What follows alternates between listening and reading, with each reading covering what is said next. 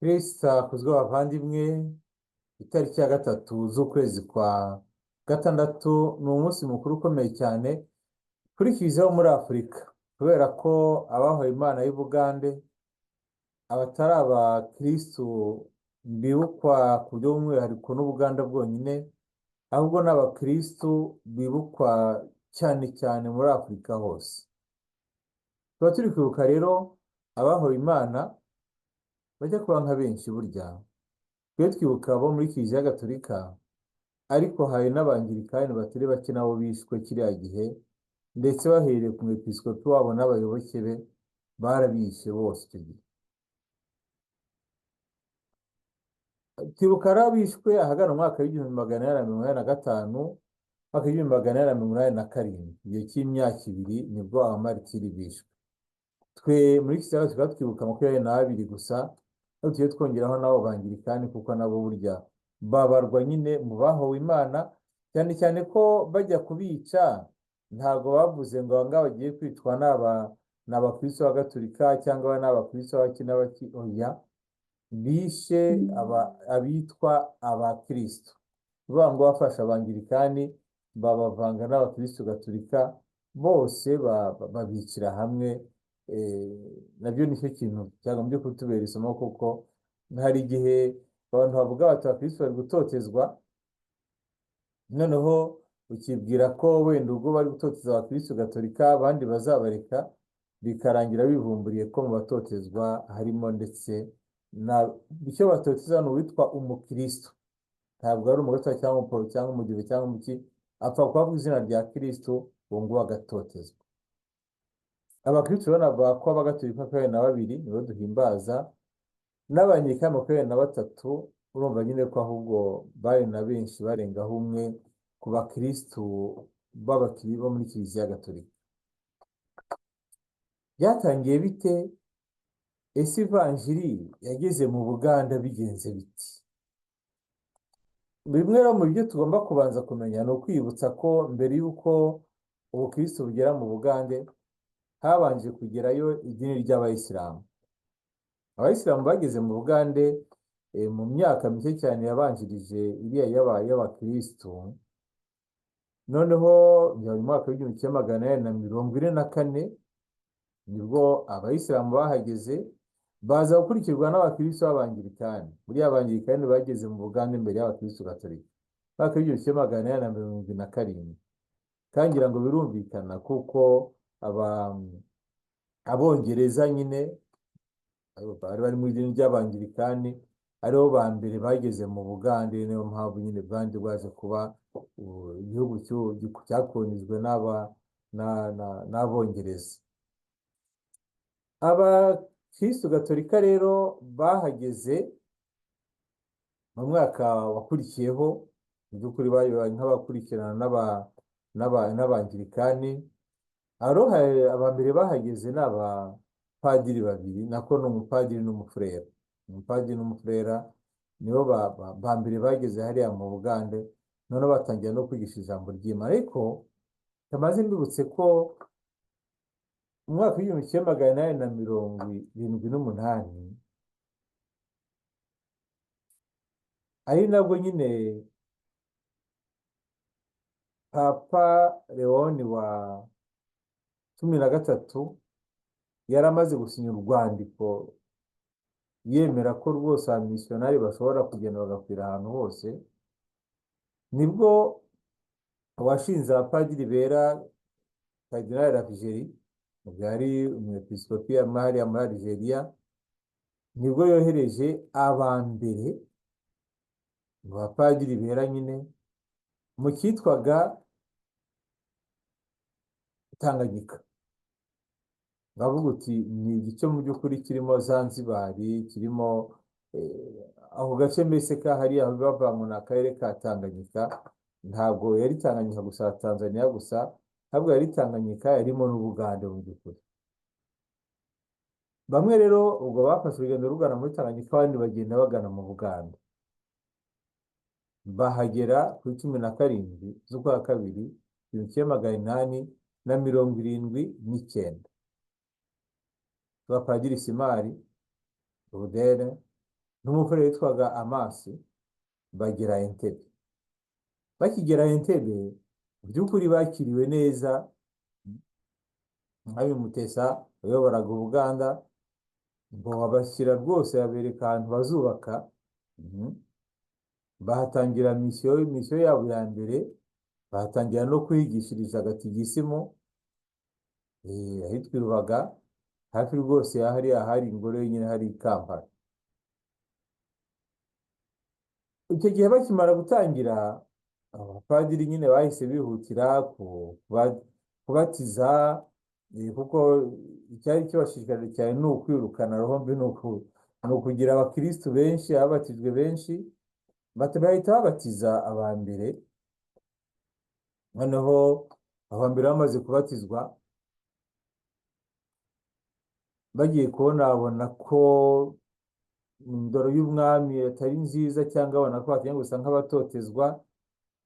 Ubwo rero habatijwe 4 ba mbere. Noneho abo bazungu babona ko ibintu bisa nk'ibiri gukomera, bahitamo kuba bahunze gahoro, bagana ahitwa Urukumbi. Urukumbi ubu ngubu ni muri Tanzania, mu by'ukuri munsi ya Lake Victoria, hafi ya Mwanza, hariya muri Tanzania. Ubwo niho berekeye, bibwira ati wenda tuzagaruka ibintu byamaze gutungana, cyangwa se wenda tuzajya ahandi. Umwami rero Mutesa aza gutanga. Amaze gutanga asimburwa n'umuhungu. Umuhungu we yewe atuma kuri baryamisha ati rwose, ati nimugaruke muze, dore mu Buganda amahoro yarabonetse, nta kibazo muzagira. Ngo anabakira neza cyane rwose, ariko uko kubakira neza birakaza ibyiciro bibiri by'abantu. Uwa mbere byarakaje n'umuminisitiri utabonaga rwose, wava ngo ni w'intebe, mu by'ukuri utabonaga rwose impamvu bagomba guta amadini yabo gakondo, bakabuka ibyadukira by'abanyamahanga. Aba kabiri ariko ni Abayisilamu, bita ngo ni abavugaga Icyarabu, bari Abayisilamu, kuko bo bashatse kwereka umwami, cyane cyane n'uwo muminisitiri we, ko idini yabo yegereye za Gihanga, ku byo ntacyo bitwaye, ko ariko Abanyaburayi, ni ukuvuga abakirisitu Gatolika n'abakirisitu b'Abangirikani, bafite gahunda yo kubanyaga ubutegetsi bakabatwarira igihugu. Birumvikana rero, uriya mwami Mpanga ahita agira akantu ko kuvuga ati bariya abantu ni ukubarwanya. Atangiye rero gutekereza ibyo kubarwanya, afata barya Abangirikani nabwiraga, babarishwe n'umusenyeri wabo, barabishe. Bamaze kubica rero birakaza abari abakristo bose, bihereye no mu bwami bwaho, kuko abari bakiriye ubukristo mbere mu Bugande bari abana b'ibwami n'abandi bakoraga aho ngaho nyine mu cyami mbega. Muri bo rero hakaba witwa Yosefu Mukasa. Yosefu Mukasa yari nk'umubitsi, yari umukozi ukomeye rwose ibwami, ariko yari amaze kumva Kristo, aba muri abo ngabo basa nk'abarakazwa no kubona umwami yigisha abo bakristo. Noneho kugira hari ngo akosore rwose, aramufata ku itariki ya 15 z'ukwa 11, 1845, amutwika ku mugaragaro, kugira ngo arebe ko yaca intege abandi bashaka kuba abakristo. Nyamara amaze kumutwika kugira ngo bacike intege, ahubwo uwo munsi 12 babigishwa basaba batisimu, abandi 500 barabatizwa. Urumva rero ko kwica abakristo byabaye ahubwo intandaro yo kuvuka ko abandi bakristo benshi. Birumvikana ko ibyo bintu ntabwo byari gushimisha umwami. Mwanga yarushijeho kurakara. Amaze kurakara rero, afata kuri 25 z'ukwa 5, 1826, Mwanga rwose aniga Denis Rugwana. ni Seburwanda, iyo ni Seburwanda yanizwe rwose n'umwami ku mugaragaro, nta mikino. 26 z'uko kwezi nibwo havuze ati noneho hagiye kuba intambara yeruye hagati y'abakristu n'ingoma yacu y'abaganda n'iyobokamana ryacu ry'Ubuganda. Iyo ntambara itangiye rero, Andrea Kagwa undi nawe wari mu bana b'ibwami, baramufata bamuciye umutwe, barangije nyine baramwica. Uwo munsi abandi bana b'ibwami bose bari kuvuga ko ari abakristu, hamwe na Yosefu nyine, hamwe na Denis na Andrea Kagwa, Ashiri Kiwanuka, abo bose bafata n'abandi 14 bose bari abana b'ibwami, babaciye urubanza rwo gupfa. N'abatwara rero baba mu nzira bagenda, iyo ugeze hariya nyine, hariya mu Buganda, hariya nyine aho babikiye, bagenda bakwereka aho buri bose biciye n'aho abandi batwikiye. Ubwo bari mu nzira bagenda, bakubitana n'undi mwana we wari mu bana b'ibwami, Conscience Ngondwe.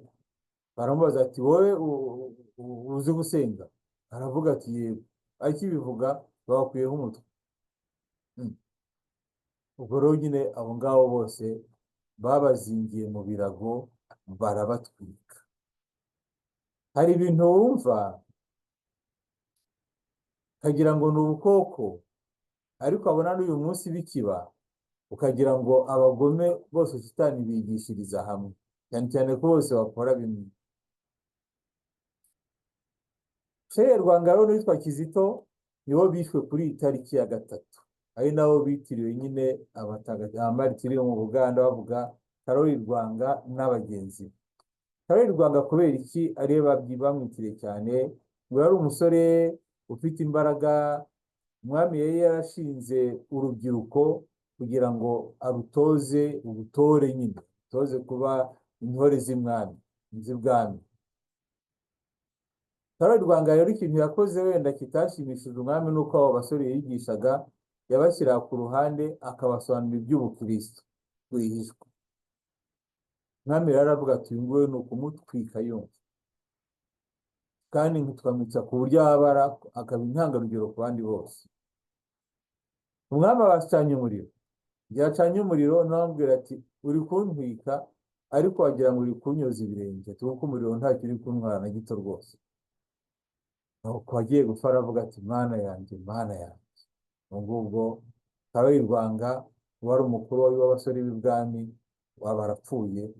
Icyo gihe ni nabwo nyine Kizito y'imyaka 13 nawe yishwe hamwe na Karoli Rwanga. Yari akiri umwana, aravuga ati mfata ukuboko kugira ngo ntabara cyane. Urumva yari umwana mu by'ukuri, izo mbaraga z'abandi bari bafite ntazo yari afite. Ubwo nka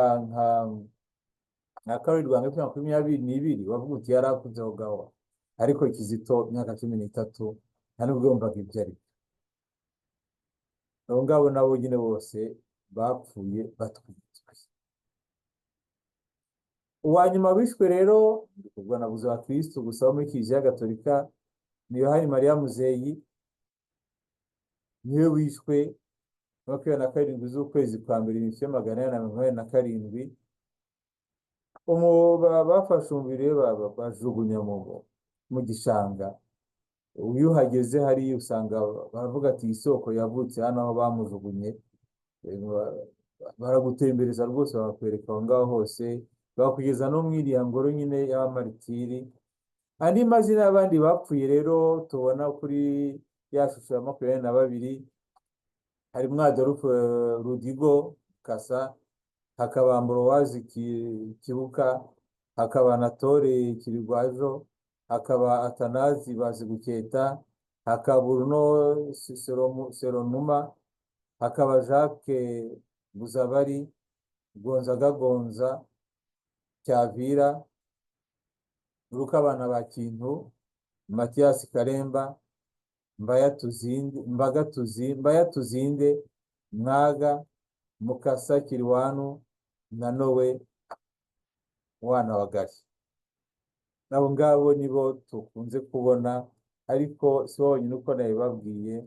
hari n'abandi nyine 23 b'abangirikani nabo bishwe hamwe n'abakristo. Ku itariki ya 16 z'ukwezi kwa munani 1912 papa mutagatifu Piyo wa cumi niwe wabashyize mu bahire b'Imana, abyita nyine ko ari Karoli Rwanga n'abagenzi be. Turabizi rero ku itariki ya uburyo papa Paul wa gatandatu ariho abashyize mu batagatifu ku itariki ya 18 z'ukwa 10 1964, ubwo hari rwose mu nama nkuru ya Konsili Vatikani ya kabiri, ubwo papa yafataga akabashyira mu rwego rw'abatagatifu. Noneho nyuma y'aho ngaho 1969 papa ubwe yiyiziye mu Buganda. Papa Paul wa gatandatu ku itariki ya 2 z'ukwa 9 yiziye mu Buganda, noneho abaribwo iyo kiliziya aho umugisha iriya ngoro yitwa iy'abahowe Imana y'Ubuganda. Ni ingoro nziza yubatse nk'inzu isanzwe ya kinyafurika, ikaba ishingiye ku nkingi 22 zishushanya nyine bariya bahowe Imana bo mu Buganda. Uravuga rute se uyu munsi mukuru w'abahowe Imana bo mu Buganda twibutse iki, utumariye iki kuyibuka? Icyambere utumariye ni ukuvuga ko ahantu hose ubukristo bwagiye butangirira akenshi bitagiye byoroha ko ubukristo bwinjira, kubera ko ubukristo aho bugeze buhangana akenshi n'amadini ashingiye ku bwoba. Ubukristo ni ukwigenga, akenshi bugahangana n'amadini ashingiye ku bwoba, kandi amadini ashingiye ku bwoba ni nayo yubaka n'ubutegetsi bw'ubwoba. Burya aho ubukristo bugeze n'uwo muntu burahinduka, abantu bakarushaho kuba abantu, kuko barushaho gusobanukirwa ko bose ari abana b'Imana, ko bose bagomba kurangwa n'urukundo, ko ntawe ugomba gukandagira undi no kumusuzugura. Iyo mvugo rero akenshi y'ubukristo hari ukuntu idahura n'imvugo y'isi, kuko muri iyi si ufite ingufu niwe utegeka abandi nyine akandagira akitwa abonye. Icyo ni icyambere, ko ubukristo buzana n'ubumuntu bigatuma ari abagenga b'isi batabikunda. Icya kabiri ni uko ahantu hose nyine henshi cyane aho ubukristo bwageraga batotezaga abantu, kubera ko byagaragazaga ko amadini yabo nta kintu yari yubatseho. Burya ubukristo butanga ibisobanuro ku bibazo byinshi abantu benshi bibaza. Ubukristo uretse kutubwira agaciro k'umuntu n'uko waremwe n'ibiki byose, ahubwo bunatubwira ko na nyuma y'urupfu ubuzima bukomeza. Bavuga ngo ubukristo buduha icyerekezo cy'ukuri kituganisha iyo tugana. Noneho ugasanga wenda n'amadini afite ukuntu azenguruka, ariko yagera ku bikurikira nyuma y'urupfu ukabona ibintu biruhanije. Ubwo umukristo ati Kristo yaradutse, yatsinze urupfu, nawe kandi uzatsinda. Akenshi bamwe na bamwe nyine bahita baba impamvu yo gukanguka no kuva mu byo wemeraga, bikaba impamvu yo gutotezwa. Ikindi rero ubukristo buvuga ubuvandimwe, ntabwo abantu bose baba bashaka ubuvandimwe burya. Gusa ikindi nakongeraho ni uko akenshi abakoloni bagiye nyine bazana ubukristo, ariko bakaza babwambitse isura y'iby'iwabo, nk'aho wagira ngo abantu bose bagomba kubanza kuba abazungu mbere yo kuba abakristo. Noneho bagafata iby'iwacu byose bakabihindura bibi. Murabizi ko nk'ariya mu Bugande uriya mwami baravugaga bati uriya mwami ahubwo ati burya muzi n'ibindi, ati uriya mwami ati bariya abana burya yari umutinganyi, ati niyo mpamvu. Ugahita ubona ko ari nk'ibintu by'imico yabo iyo mu bihugu byabo bazana bakabigereka kuri Mwanga. Najyaga mbona igihe abantu wenda twakunda abantu bigendana bafashe kubafatanya ku rutugu, abandi bakagenda bifataniye mu nda, abandi bakagenda biganira bafatanya agatoki. Ujye kubona ukabona nk'abo bihaye Imana b'abazungu cyangwa se abapadiri b'abazungu, bagatekereza ko abo banyafurika bitembera nta n'icyo banatekereza uretse urukundo gusa rusanzwe rwo kuba abantu ubucuti bibanira. bo bagahita batekereza ibintu byabo by'ubutinganyi, ku buryo bajya batyo ukabona baje wenda gutandukanya abana biganira cyangwa ifatanyagatoki, kubera ko mu mitwe yabo harimo ibyo bintu nyine by'ubutinganyi. Njye niho mpera mvuga nti biriya bavuga kuri uriya mwami mwanga kwari ukumuhimbira kugira ngo babone ibibi byose bamushyiraho, ariko akenshi bikaba ikintu cyo kuvanga idini bakarivanga n'imico. Biragora rero gutandukanya ibahasha, ni ukuvuga imico twavukiyemo, twakuriyemo, turimo yatureze n'ubutumwa tugomba gutanga. Abamisiyoneri boherezwa bumvaga bagiye gukora ku buryo abo bantu bakira umuco, navuga nti wa kizungu. Aho ngaho niho byapfiriye. Ni nabyo Paul Mutagatifu yarwanyije mu ntangiriro ya Kiliziya avuga ati twebwe niba turi Abayahudi turi Abayahudi, ariko abandi si Abayahudi. Iyo tugomba kubabwira n'ijambo ry'Imana, imico yabo tukayubaha nk'uko imico yabo imeze. Ikiro gikunda kubura abakirisitu bavandimwe, akenshi mu kwamamaza inkuru hari ubwo bavanga ivanjiri bakayivanga n'iyo mico karande cyangwa se imico ya buri gihugu, cyangwa uhageze imbere akumva agomba guhatira abandi kuba hakurikije iyo mico yo mu gihugu cye.